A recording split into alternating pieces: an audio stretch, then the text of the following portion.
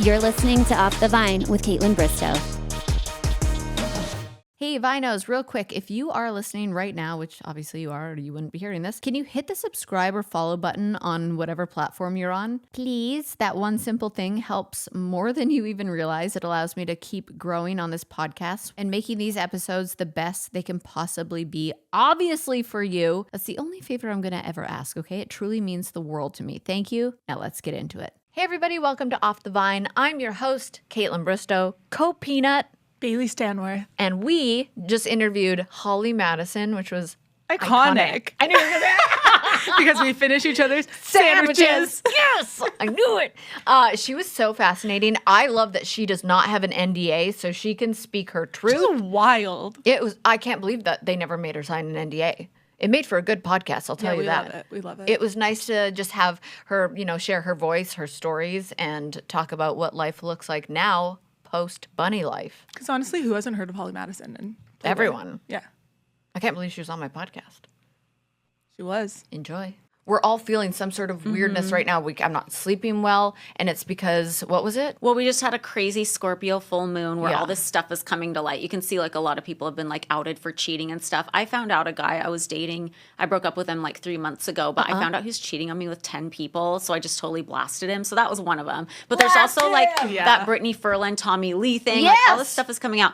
And then also there's a Uranus Kazemi happening, which is supposed to mean that all this unexpected stuff can come through, which can be good unexpected stuff too. Nothing to be afraid of. But and I don't even know exactly what day that's happening. I'd have to check. I don't pay too much attention to the days because I have this weird thing where everything that happens astrologically, I feel it like a few days to a week before. Interesting. And I don't know why. I've asked astrologers, like, is there something in my birth chart that makes me feel this early? And nobody really has an answer. But Wait, what's your big three? Now I gotta ask. Yeah. well, I'm a Capricorn sun, an Aquarius rising, and a Libra moon. I'm a Libra moon too. Oh, really? Yeah.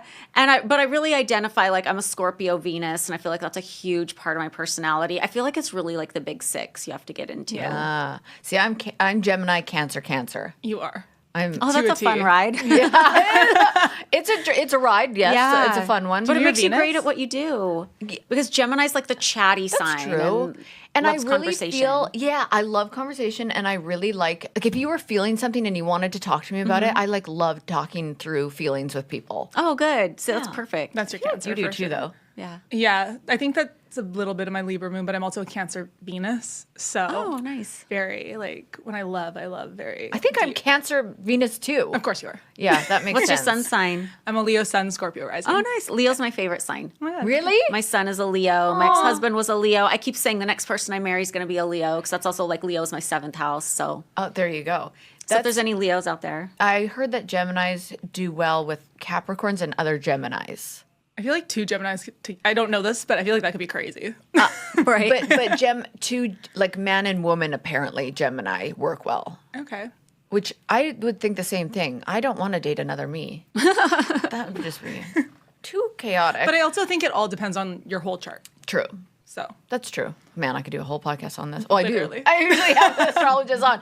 But we were just talking before we started recording about misinformation that was out there. So you were on bunnies. Yeah, when I was on Bunny XO podcast, she was like, so tell me about how your parents dropped you off at a church when you were a kid and you were raised by a priest. I was like, wait, what? And she goes, no, I found this online. I thought it was true. And that, like, nothing even remotely close to No. that. You were born in Alaska.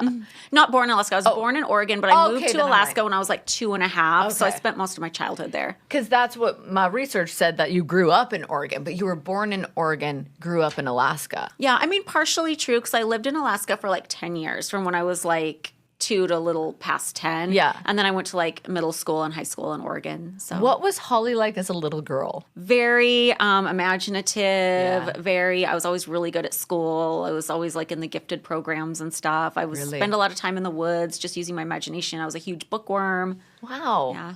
Oh, I love that. I feel like I feel like when you grow up in a place, like I grew up in a place where like there's like a couple stop lights and like it's just I love you, Leduc, but you're but it forces you to like use your imagination Yeah, and go out and 100%. do stuff like that. You grew up in Surrey? Langley. Langley. Yeah. Langley. No, same. But Same, like, same. I also agree that if you're also the day and age that we grew up, we didn't have social media, and you had to like go out and be so creative. And I'm so grateful I grew up that way, because I grew up on a double-ended cul-de-sac, and I would just be like outside playing, and like it was so safe. And I feel like we were all dreamers back then. 100%. You know what I mean? Like a stick was a wand, like literally. I was playing with like blades of grass. Totally. Like, Oh, the simple Everything was times. magical. 100%. We were talking about this earlier about Bailey's obsession with Marilyn Monroe, and I know that you loved her growing up as well. 100%. Yeah. I think, well, it started with Madonna, because I was a kid in the 80s and I loved Madonna. Yeah. And Madonna was always doing these things that referenced Marilyn Monroe. So then I was curious about who she was. And then one year, my aunt gave me these Marilyn Monroe paper dolls for Christmas one year. And it had like Marilyn's whole life story on the back of it. And like the costumes were from all of her movies. And I just like sunk into it so deep. Like I wanted to see all her movies and know everything about her and read every book about her. So That was me with Alanis Morissette. oh, have fun. Literally. Random, but I love it. Oh, I did a book report on I also her. feel like she'd be so so cool. interesting. I would love to have her on the podcast. And she's Canadian, but I just love Alanis Morissette. I'm obsessed with her style of music. I love her, like, she doesn't give a attitude. I just love her. But I mean, we all had somebody, but it's funny that you both had Marilyn Monroe. There was something just mesmerizing about her. Yeah, everything from her story to Yeah. how kind of open she was, but yet so Yeah. mysterious at the same time. Yeah. You know what's funny about Alanis Morissette? I'm just sharing this because I'm older than you guys, so maybe it didn't hit the same.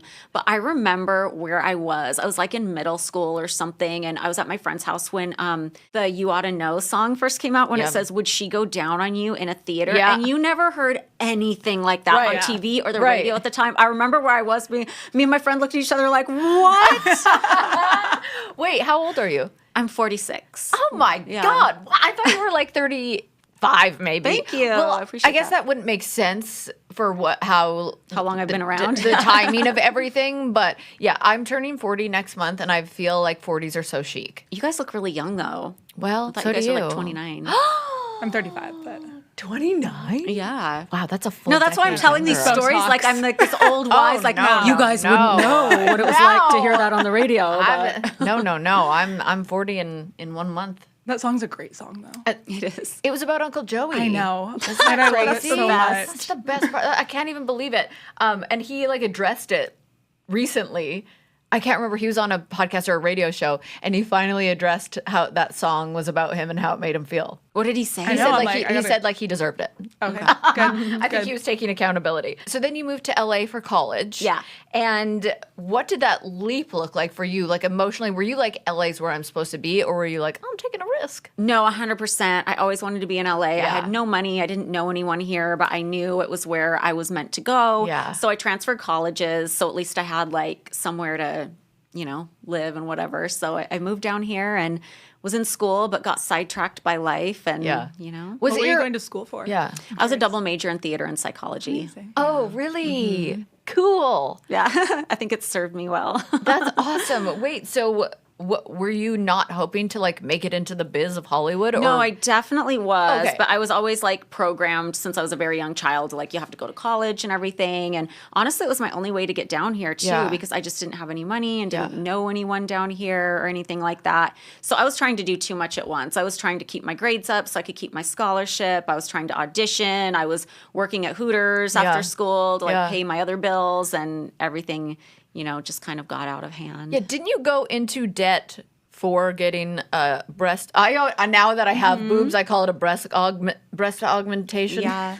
I don't know. I feel like saying boob job just sounds old school. I'm like, anyways, you went into debt to get boobs to go work at Hooters, or was that just not specifically to work at Hooters? Okay. Just because, like, I thought, I have an ass. Let's get the tits to match. yeah. But you know how when you graduate high school and all of a sudden you're sent all these credit card applications? Yes. I signed up for all of them, put the boobs on the credit cards, and landed myself in a whole lot of trouble. What do you mean? Well, you know how it is when you just have like debt on your shoulders and you're struggling to pay the bills as it is and keep your grades up, and then you have to pay the credit card bills. And I do not know what that was like, because I could not get a credit card until I was Really? I had no. I mean, I made on paper like under $20,000 a year at a restaurant.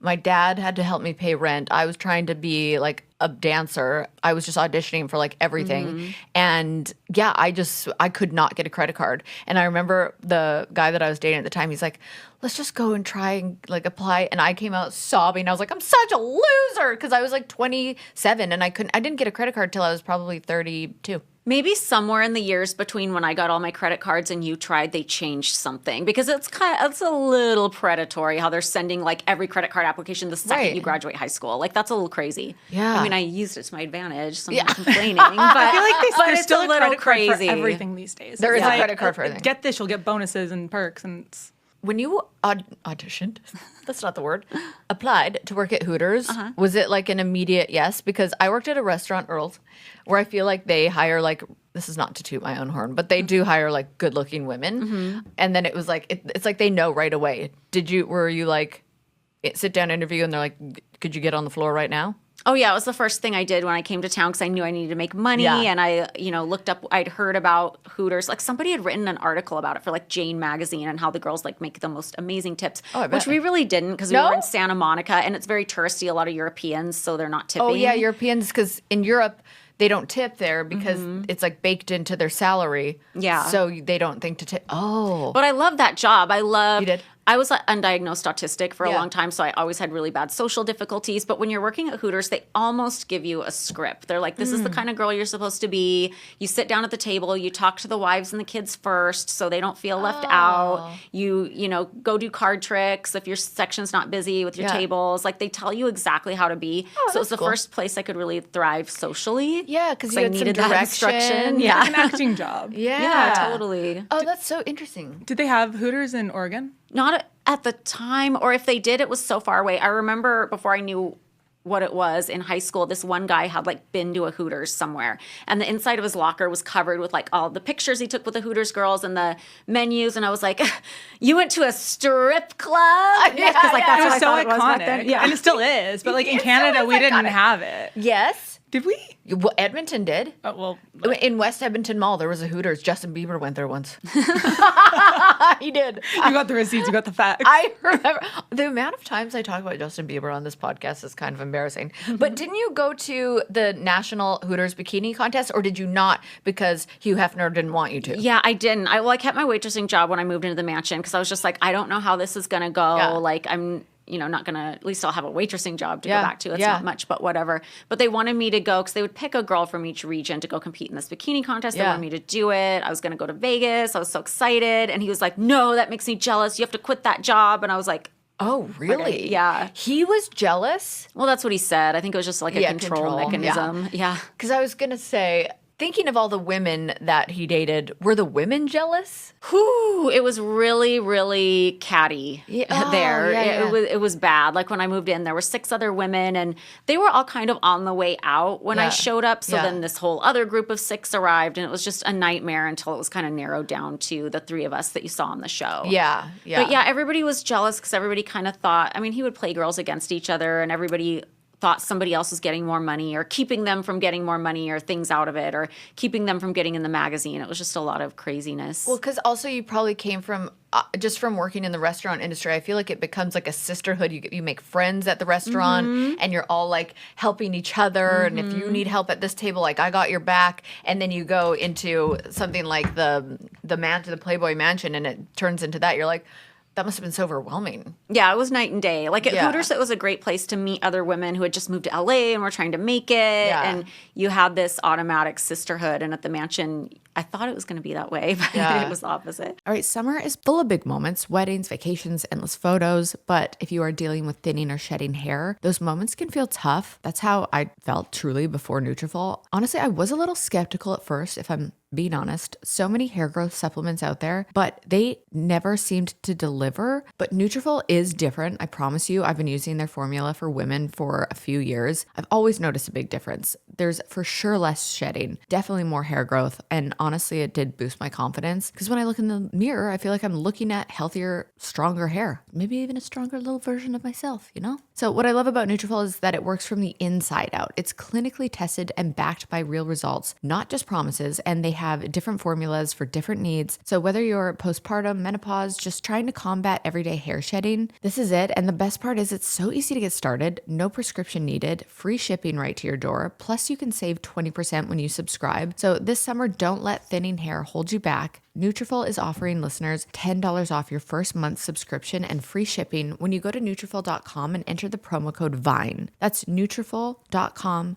promo code VINE. Okay, we all know this feeling when your to-do list is so long, you don't even know where to start. Ooh, I feel like that right now, actually. Work appointments, catching up with friends, remembering to drink enough water.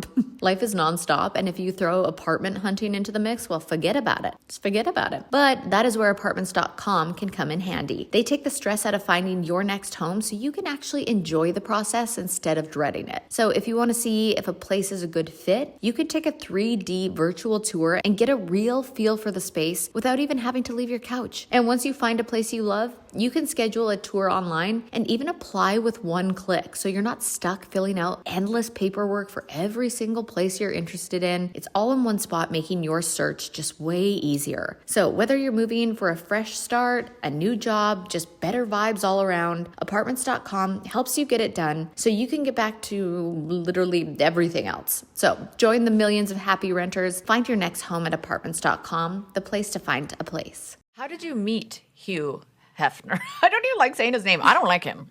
Well, yeah.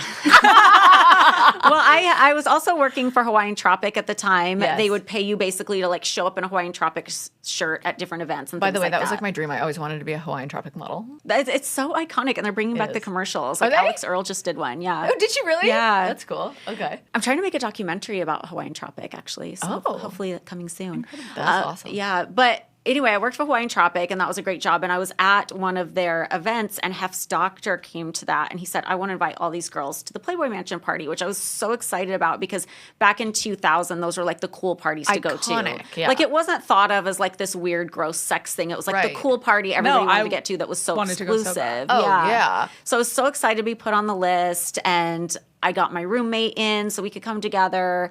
And, you know, she submitted her picture and got approved. Yeah. So we went to that. And then based on the picture, because they take a picture of everybody who goes and they put it on file, and Hef will grade you A, B, or C. And then if you get like the good grade, you're invited to all the things. So I got invited to like the pool parties, which were a lot more intimate. So I kind of knew Hef from that just casually. And Yeah. it was kind of this illusion where I kind of thought I knew him or had a better gauge on him than I did, just because you're surrounded by all his friends Yeah, who of love him course. so much, Yeah, and he yeah. seems like such a gentleman. Yeah. So Yeah, that's that how makes it started. sense. Yeah. Illusion is a good word, I feel like, for that. And you don't know any better, Yeah, right? totally. You're just entering. You're going to these parties. It's fun. It's exciting. And you don't know anything else. Yeah. Yeah. 100%. I always wanted to go. My funny story is that, so, you know, my friends like Ben, Dave Lingwood, Yeah. all the guys from The Buried Life. Have you ever heard of the show The Buried Life? I've heard of it, but I'm not So familiar. it's 4 guys from Canada who then signed a show on MTV called The Buried Life, and it was 100 things that you want to do before you die. Oh, cool. And they would cross things off their bucket list, and one was to break into the Playboy Mansion and get into one of the parties. And they Specifically sat, break and not get invited. Yeah, no, they, oh my God, they sat in a fake cake for like 6 hours. And I think Ben Nemtin pretended to be, what's that soccer player that's really good looking? Christian Cristiano yeah, Ronaldo. looks just like him. Convinced the one of the security guys that it was him. They brought in these cakes that they said they ordered. They were all hiding in them. There's video footage of Wild. this, and they broke out of the cakes at the party and ended up partying at the Playboy Mansion for the whole night Wow. and got in, and it was all for their TV show. That's so and crazy. it worked. They did not think it was going to work, and it worked. Wow. Isn't that funny? How did they film it? Were they like wearing GoPros or? They must have been. Yeah. Because I'm Playboy gonna would have have to had to know if there was a camera crew Yeah. there. And I asked, I said, was that actually set up? Like you knew? And he was like, I wouldn't have sat in a cake for 6 hours if I like That's knew. a long time. No, he said he was starting to get anxiety. He had to pee. Oh Like my it was a God. whole thing. They were like Wow. drinking in there. Like I'm gonna have to ask him about the camera thing though. So what was it like when like you met Hef? You guys are bonding. You obviously became like the it girl. What was that bond like between the two of you? It was crazy, and I think a lot of it comes from me not knowing I was autistic and not understanding why I wasn't bonding with people. Like, I never really bonded with guys my age or connected with people.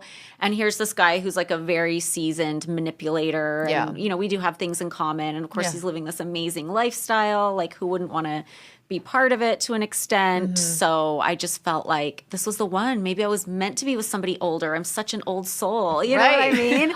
But looking back, I have a different perspective, of course. When did you find out that you were autistic? Not until like maybe like 5 years ago. My mom brought it up to me that she always suspected that. So I started looking it up online, like looking up Asperger's and seeing that I really fit that profile. So I finally got a formal diagnosis. I think it was like 2 or 3 summers ago. Yeah. What are some signs that were related to the autism that because I've heard in women it's masked more than in men. Oh, 100%. Yeah. The first thing my mom noticed was I would zone out a lot. And everybody would comment like, what is she doing? And she's like, I don't know. She's just thinking. Like I would just be like locked onto something up here and just completely like dead to the world when I was little a lot. And I was really introverted and couldn't connect with people, which a lot of times I just wrote off to having been growing up in such an isolated place where I was in Alaska. So those were the main things for me. I would do like things they call stims. Like I'm constantly playing with my hair. Like you can see it on the, like I'm trying not to do it now, but like you do constantly see it. Yeah, you can see it like in my podcast, on the show all the time. I don't show a lot of emotion. Sometimes I'll feel like I am and I just look like dead to the world. Yeah. Monotone voice, you know.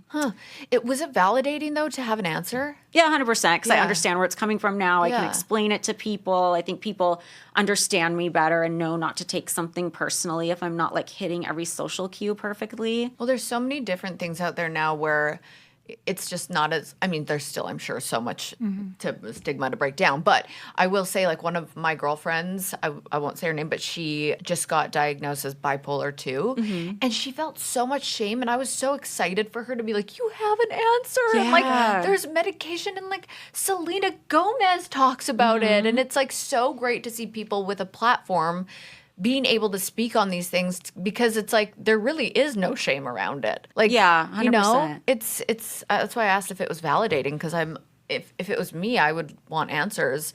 Sometimes I think there's something like I know I have, you know, depression. I know I have anxiety. I definitely have ADHD that's undiagnosed. And like, even just knowing that, like my therapist was like, has anyone ever asked you? And I was like, no. I was like, but I could see that. Oh my God. And I disassociate so fast if I'm uncomfortable. But I'll like, if something makes me uncomfortable, I'll just completely, and like, it's not even, I don't know if it's fight or flight, but I'm gone. And I can't come back from it. And then I get really tired. Oh yeah, your body's shutting down. Yeah, like I just want to go take a nap, and it's like then a nervous system response. Yeah, and I could go nap for like 3 hours and just shut off. I've done that since I was little too.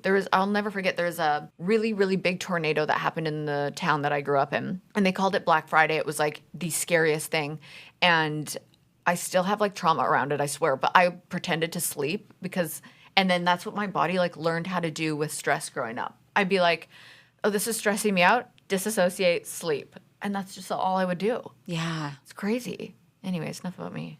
I just went on like a rant there. No, it's so interesting. Moving into the Playboy Mansion, did it feel glamorous or did it feel intimidating, surreal, all the above? Was it like everything you thought it would be? All of the above. It definitely wasn't what I thought it would be. I thought the girls would be a lot more supportive. Yeah. But I mean, it was intimidating and scary. And I think one of the most surprising things that happened early on is I started to see some of the other girls cycle out in ways that were kind of dramatic. Like they'd get caught cheating, so they'd be kicked out and like their stuff would be packed up and like thrown out the back gate and stuff like that. Or, really? Yeah. Or a girlfriend would be there and she'd become a centerfold and she'd be like, she'd be confiding in me saying the last thing she ever wanted to do was move back home to Ohio. But then, you know, she gets out and she can't make it after a couple months. So she has to go back home. Not that it's bad to go back home, but I'm just saying she said she didn't want to do that. Yeah. So I was just seeing all these people cycle out or they would end up at like a high-paid escort place, or not that there's anything wrong with being an escort if you want to do that, but it's just at a young age, everything just seemed so scary. I didn't know if that's what they wanted to do or if that's what they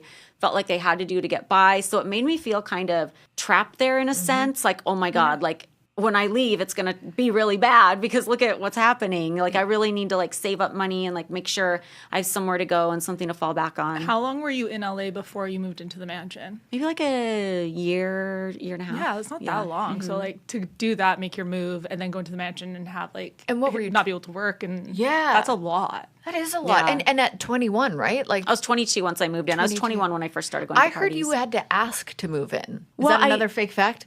Well, what happened was I had been invited to go out with them before, and I'd always said no. Like, Yeah. I liked him. I wanted to be in the magazine and everything like that, but I was like, oh, I don't want to be part of this, like, multiple girlfriends thing. Yeah. But then I was just, my roommates, our lease was up. My roommates found somewhere else to live. I didn't have anywhere to go. My credit was bad because I charged all my credit cards to get my boobs done and things like that. So I was like, hey, what do you think? You know, I could go out with you guys because I heard from one of the bartenders at the pool party that week that one of the girls had just been kicked out and there was a slot open. So I landed in that spot. So you landed in the spot, and then how did your role evolve once you were in? Like I said, a lot of the girls were cycling out once I came, and the girl who was like his main girlfriend who like shared his room with him was that at the moving time? out. Her name was Tina. Oh, okay. I don't remember Tina.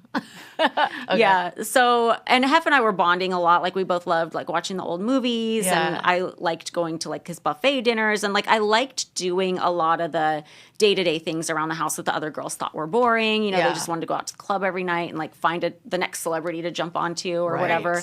So once Tina was leaving, they were all very supportive of like me being in that number one girl spot because they didn't want to do it. Oh, that makes sense. Yeah. Did you get jealous of the other girls? Not at first, because Yeah. I wasn't really expecting anything out of the relationship. I Yeah. kind of saw what it was.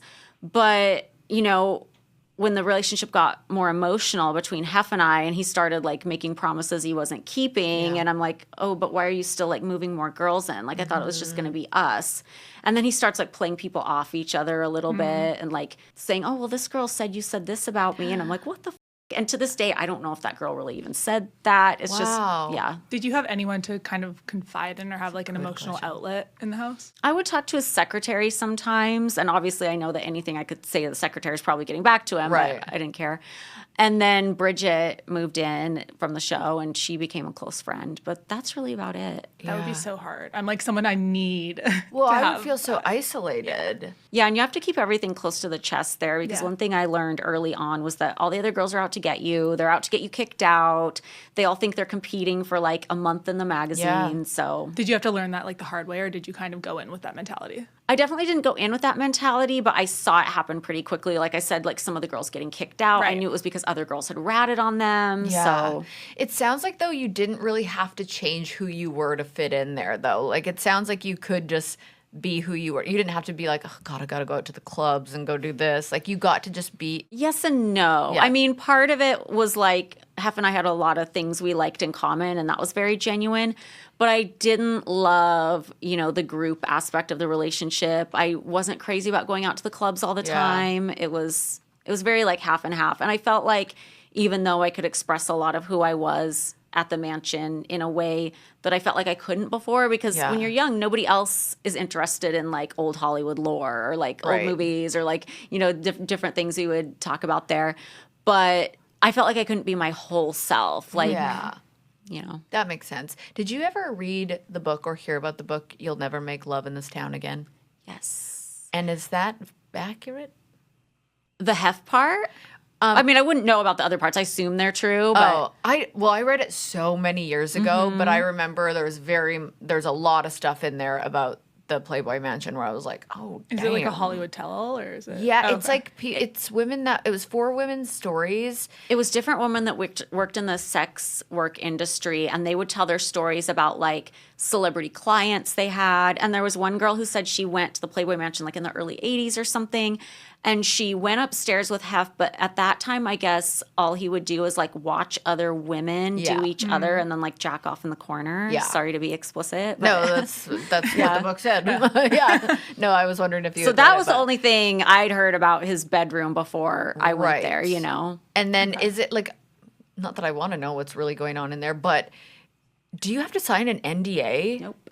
Okay. Oh, that's wild to me. I have a theory on that, though. I think he's so greedy to get so many girls into the bedroom, like whoever he can find at the nightclubs. He doesn't want them to have a moment to pause and think, oh, wait, what am I doing? Right. You know what I mean? Right. I mean, good point. But then there was, what was that documentary that came out? And it was like very dark about him and everything that went on in there. Because then people are like, I'm just going to tell my side of the story and they can say whatever they want, which I didn't think he would be okay with. Well, I just think there was such a culture of silence for so long. And also, like, you have to think, like, back in his day, there was just major media. You know, there was no social media. Right. Yeah, there weren't podcasts. There weren't just, like, And he probably everyday had so people. much power, too. Yeah. Wealth. That's Because true. it took so long knowing that nobody had NDAs to get a documentary about that. Well, because I just assume, like, you must have a lifelong NDA, but then I hear you on podcasts and I saw Kendra go on a podcast and say everything, and I'm like, oh my God, they're going to get sued. But then you get to speak your truth now, which must be a little bit freeing. Yeah, for sure. Yeah. It was hard at first, though, because I don't want to say I'm the first person to speak out. Like, people have done traumatic. it over the years and it kind of got buried. But I was the first person before, like, the documentaries and everybody else. And I just got dragged so hard when my book came out. Like, it was rough. Just everybody from, like, the Mansion world attacking me, or people who were fans of the show and disappointed that the show wasn't real, just dragging me. And Oh my gosh. it was crazy. Like, when I went on my book tours, I turned to the guy, you know, who was from the publishing house that was doing the PR for that. And I'm like, I feel like I'm a politician right now. Like, I just didn't think anybody else in the world got dragged or, like, you know, attempted to be exposed or anything like that. Just people were just going for the jugular. Wow. Which I guess is fair game if you're talking about somebody else. But it would extend to the point where I had my second book come out, which was not exposing anybody, nothing negative, but people wanted the same reaction as from the first book. So it was just like the roughest press tour. And I was like 7 months pregnant at the time. Like, nobody cared. They were brutal. And Kendra was going around trashing me so hard around that time. Was she really? 100%. And you know what? My child is hurtful. healthy, but if my child would have been affected by that, you know, people have karma. So Yeah, I always say karma has no deadline either. Yeah, totally. Yeah. Oh my gosh. Oh, crazy. yeah, it was rough. It was like one of the craziest times. I feel like I can get through anything after that, honestly. well, Well, yeah, I think no you kidding. are the most iconic Yeah. Oh, 100%. Thank you. bunny from the mansion. So I feel like if you were speaking out, obviously that's going to get hurt the most. But, like, True. people hate women's opinions. Yeah, so. they really do. Especially if you, like, are speaking your truth about something, like, that's happened to you and especially because you're probably writing it and it's maybe a little bit therapeutic for you to be writing it and speaking your truth. So then to have people just give you so much backlash and Did come you for the find it was jugular. mostly women or men or mix? And the first time around, like when the books came out, it was mostly women. I felt like when I was doing press, the male host kind of stepped back a little bit and, like, respected the fact that this is a woman's story. I'm going to let her talk. Like, a lot of the male hosts or people behind the scenes were coming to me after the interview saying, thank you for coming out. I would never want my daughter to be in a scenario like this. It was women attacking me hard. I'm not going to say it was only women, but it was a lot of women. And I was prepared for backlash. You know, I knew what I was doing when I wrote the book, but for it to continue on to the next book when I wasn't saying anything negative, and it was just crazy. This episode of Off the Vine is brought to you by Booking.com. So if you've ever thought about listing your vacation rental, whether it's a cozy cabin, chic guest house, or even just your in-law suite, Booking.com makes it super easy to turn that space into income. Booking.com is one of the most downloaded travel apps in the whole world, which means eyes on your listing, more consistent bookings, and guests from all over the globe. In fact, they already helped over 1.8 with a B billion vacation rental guests find amazing places to stay, so why not help them find yours? And it's not just about reach. Booking.com gives you total control, so you can chat with guests, accept or decline bookings, and manage your calendar and finances all in one spot. It's hosting on your terms, and I love that kind of flexibility. Getting started is a breeze. You can register your property in under 15 minutes, and almost half of new partners get their first booking within a week. Plus, if you're already listed elsewhere, it's super easy to import your property info and get up and running right away. So whether you're trying to fill a few weekends or build a serious side hustle, head to Booking.com and see how you can start today. The reach is global, the bookings are consistent, and the control is all yours. For the bookings you've dreamt of, list your property on Booking.com. Okay, quick break so I can paint you a picture. You know I like to do that. Okay, here it is. You've had a crazy day. You're finally in bed. Your mind starts racing, right? Thinking about all the things you didn't get done today, what you need to do tomorrow, or that early alarm. But you know what? Boll & Branch's signature sheets are exactly what you need to shut all that out. They wrap you in this incredible softness, and before you know it, your body and mind are just ready for sleep. These sheets are literally made from the finest 100% organic cotton, and I'm telling you, they feel like butter. They're breathable. They're soft. They even get softer every time you wash them. I don't know how it works, but it's true. And it's honestly kind of like a luxury that you deserve. You deserve it every night. With their 30-night guarantee, you can try them out risk-free. I have been using them for, quite a while now. I won't even say years. And I noticed a huge difference from the very first night. My old sheets didn't stand a chance. I didn't even know how much that made a difference. I'm sleeping way better, all thanks to the quality of Boll & Branch. Feel the difference of an extraordinary night's sleep can make with Boll & Branch. Get 15% off plus free shipping on your first set of sheets at bollandbranch.com/vine. That's Boll & Branch, BOLLAND branch.com/vine to save 15%. Exclusions apply. See site for details. Can you talk about the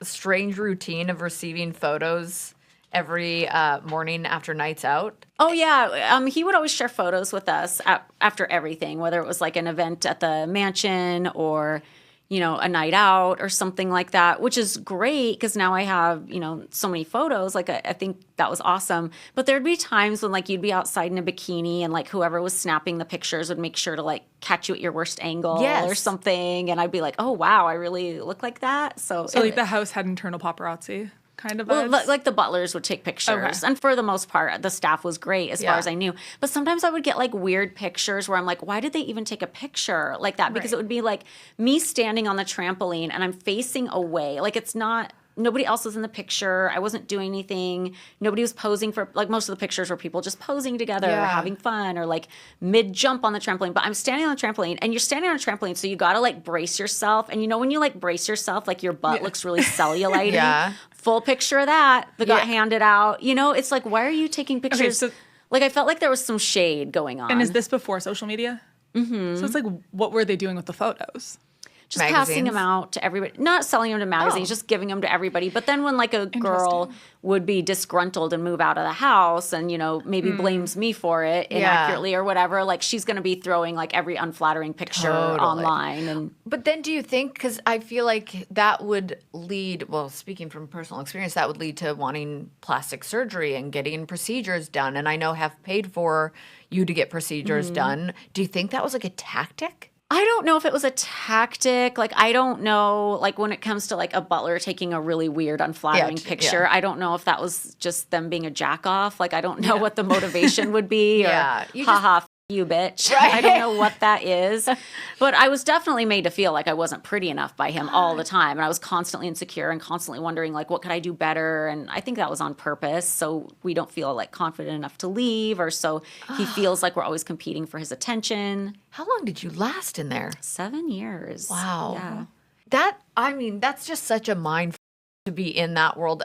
It would be that for 7 days, it would throw me off. 7 years is a long time to feel constant pressure because you probably grew up feeling like good about yourself and surrounded by love and friends and family. And then you go into this world of catty women and someone telling you you're not pretty enough and getting unflattering photos taken of you. And you have this standard to be like the it girl and we're on a rotation. And I just can't imagine that. Does any of that still stick with you? Yeah. Like, I think my own past experiences with body issues, I've become so much stronger going through, but like naturally, I think especially as women, it does still stick with us. Like I'm curious now that how long have you been out of the mansion? Like out of that world? 15, 16 years, I think. Does it still come up or? I mean, As I'm like talking to you about everything, I'm like. Me being concerned about the way I look is so ingrained. Like I probably don't even know how deep that goes. Yeah. Right. But I do think I have a lot of arrested development with it too. Like I spent most of my 20s there. I wasn't dating like a normal person. I wasn't doing a career like a normal person. So I feel that there's a lot of immaturity in my life still, or like I relate to a lot of my friends who are like 10 years younger than me because of that. Because I remember you saying, or I can't remember where I saw you say it, that it felt like a cult at times. Yeah, it does, because everybody up there is so worshipful of one person. Yeah. So that can definitely lead to some cult-like thinking for sure. Goodness. Well, I'm glad you were able to write a book and speak about and write 2 books. Thanks. Yeah, because it was kind of like your chance to be like, I even think you even said like, now's the time I'm going to tell my truth, which was probably freeing and terrifying at the same time. What are the titles of the books? Down the Rabbit Hole and The Vegas Diaries. Love those. Ooh, the Down Vegas the rabbit hole. We're both like the opposite one, but like Down the Rabbit Hole is so good for a tell-all. That is Right? so I just good. thought So that I good. can't name it anything else. Yeah, love that. I mean, did people come out and support you with these books too? Like any of the women or No, not at all. What? Are you- Not at all. I mean, it's Which is weird so because interesting, 'cause you'd it's think so they'd be weird like, because yes. even women who've had bad experiences at the mansion as well, like they still don't like me because I think a lot of those people, like in Secrets of Playboy, you can see it too. Like everybody's talking shit. Like even if they also had a bad experience with Hef, they're mad at me because like at least I got something out of it. So like, Yeah. well, who is she to talk? At least she got the show. I think is where Right. they're coming from. Are you close with any of these women at all to this day? Bridget, who Yeah. from the show, Yeah. obviously you know, and my podcast. But I mean, we're still friends with like a lot of the playmates from that era. When you came out of the mansion, did you have any trust issues with women because of those relationships? Oddly enough, no. Like female love that. friendships have always been super important to me, and I immediately, when I moved out of the mansion, gravitated to another group of girlfriends, and have been screwed over since from some people. You know, I like female friendships have just always been so important to me. I never really. I think I'm a little better about sensing when somebody's being a user or when their intentions aren't pure, but that's about it. Yeah. I feel like just from knowing birth charts, I'm like, you've got intuition. Yeah. And also like where it was with the women, not that some of those people were angels, but I know where the ultimate bad intention was coming from and why everybody was behaving like that. It was really that place, and it was really what he set up. Yeah, of course. And then I think it's so cool how you've reinvented yourself, because I've talked about this on another podcast, but we were just doing the Sports Illustrated event, and I was interviewing these girls on the panel, and we were doing like a hot or not question, like a sink or swim, and we were talking about reinventing yourself and how important it can be, because obviously you grow and you change and you mature and you step into a motherhood and wife and all these different things. Like obviously you said you've done the books and now podcasts. So let's talk about this next chapter of your life. You moved to Vegas and starred in Peep Show. What drew you to Vegas? Well, I'd been going there pretty regularly, with Hef and the girls, Right. because they had a Playboy club at the Palms, so we would go. Oh, yeah. And I just loved it there, and I always thought if I didn't live in LA, I'd live here. Yeah. And then I really got interested in burlesque. I was a big fan of Dita Von Teese and the Crazy Horse in Paris, and they used to have a version of the Crazy Horse Paris at MGM. And it was a little boutique cabaret show. And I was going to do a guest star run in that as like a plotline for Girls Next Door. So I was going there and having meetings, and I was super excited about being in this show. And this was also around the time when like Hef's and my relationship just imploded. Right. So I was going to Vegas trying to do that show and met another guy that I got into a really short-lived bad relationship with. Yeah. And he talked me out of doing Crazy Horse because he was jealous, didn't want me on stage in a thong. Oh. But Was good he in things, the celebrity world, or was he a like? he thinks he is. I don't even know what you're talking about, but yeah. good. Okay. You shouldn't. No Okay, reason good. to. Yeah. But he talked me out of doing it. But the good news is when I broke up with him, I got an offer for a bigger, better, longer running, higher paying show. So that it was just like my dream job. I was so excited. I got to do my own reality show around it. So Don't you love that? Like, what's meant for you won't miss you. 100%. I Such love a believer of that. Oh my gosh, me too. And it was like you got to reclaim who you were. Yeah, which totally. is always so important. But yeah, so you did that for a year. 4 years. 4 years. Oh, wow. Okay, and then you created Holly's World. Yeah. And really kind of took control of your image, which is amazing. What did the process of reinvention look like for you? I mean, I was just kind of fumbling around in the dark. I Yeah. was just, It's kind of how you have to do it. honoring my instincts and going after, what I seemed organically attracted to, which was I want to do this burlesque show. I want to be in Vegas. I want to do a reality show about me and my friends. And I just kind of, followed my instinct. Yeah.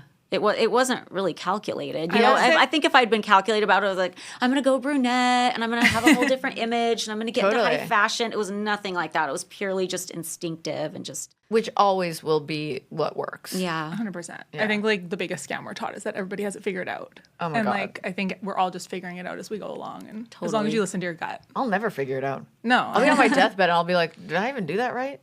I don't know. That's what I think. And then your newest chapter, how it flips the narrative. Okay, the true crime Playboy murders. Tell me about this. Yeah, I got an offer to do this show called The Playboy Murders. At first I was like, no, I'm so done with Playboy stuff. Like, I can't. And my agent was like, just look at the deck. I'm going to send it over. Yeah. And I expected to see some of the more high profile cases that a lot of people know about, like the Dorothy Stratton case. But they sent me a deck on 6 cases that I'd never heard of. And I thought I knew everything about everybody in the Playboy world. And I had always grown up loving true crime, starting with Unsolved Mysteries. So I thought, this is a show I would actually watch. I have to do this show. And it was about real stories? Yeah.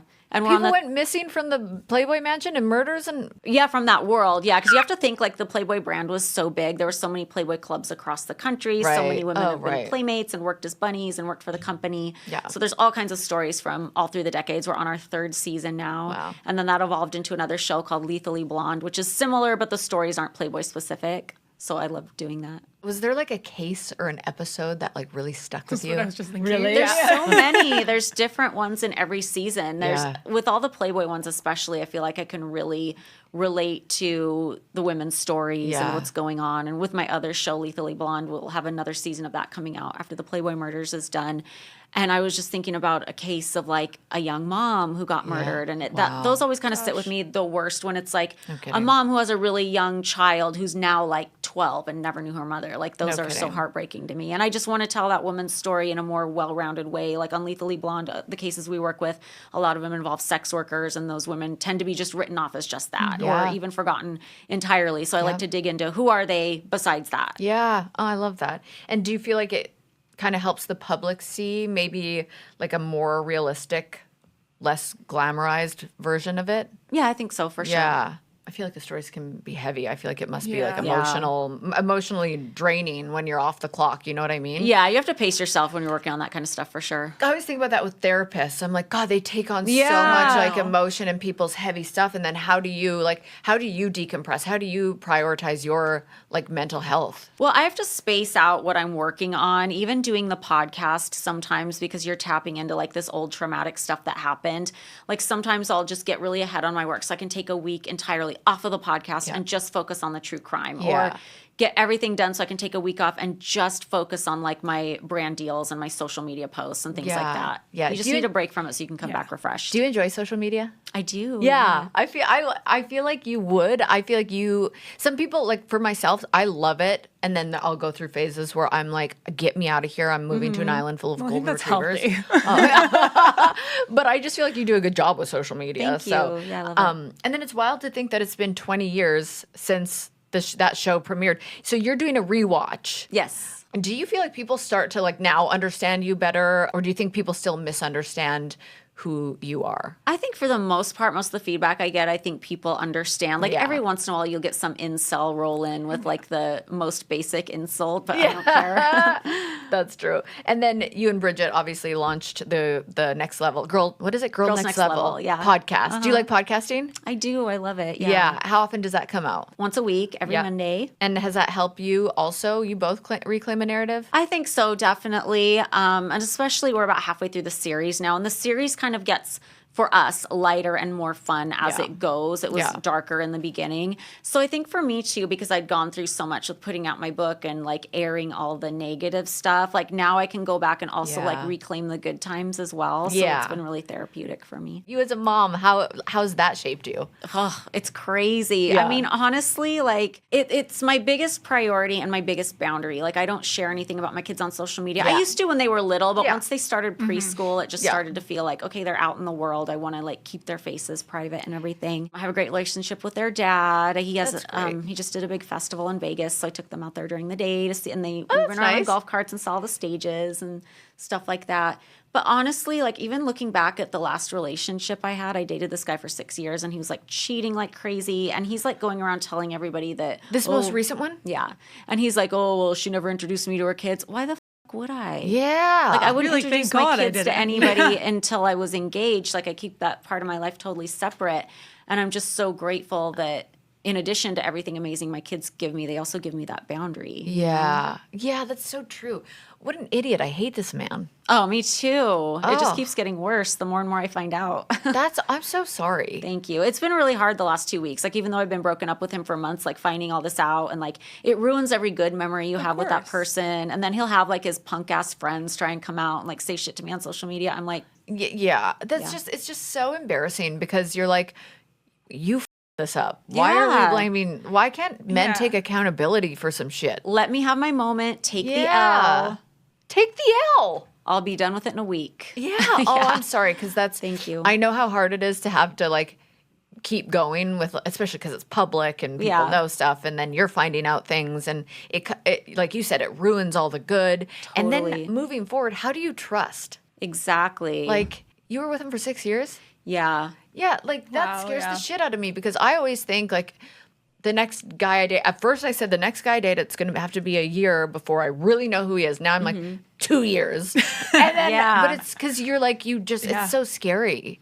Yeah, I think the next guy I need to be with, he needs to be somebody who's really upfront and Yeah. is really like secure in who he is and Yeah. lives his life as who he is and isn't trying to be like secretive or mysterious. Like, Yeah. Need a good Yeah. Leo man for you. with, Yes. Like a good Mars sign for communication. Yes, we're gonna manifest this Yeah. for you. I love it. And in closing, we do on Off the Vine confession time where you tell an embarrassing story. Something did they prep you for this? They did. And I Sometimes people look at me and I'm like, I do not know about this. No, they did, and but then they came back to me with like so I forgot. It's hard for me to think of like an embarrassing story that I haven't told because like I've been on TV and on podcasts, Right. so I feel like everything's just out there. I mean, I feel like just finding out you've been cheated on is embarrassing, and I don't know why because it's not like I did anything wrong, and it's get not like that, there's ever though. anything wrong with the woman if she's being cheated on. It's usually that guy has some kind of like addiction, sex addiction to adrenaline. Like I think this guy in particular loved the feeling of like almost getting caught. Yeah. You know? Yeah. No, that is an addiction. There's Yeah. a lot of different addictions out there that people can have, and that is definitely one of them.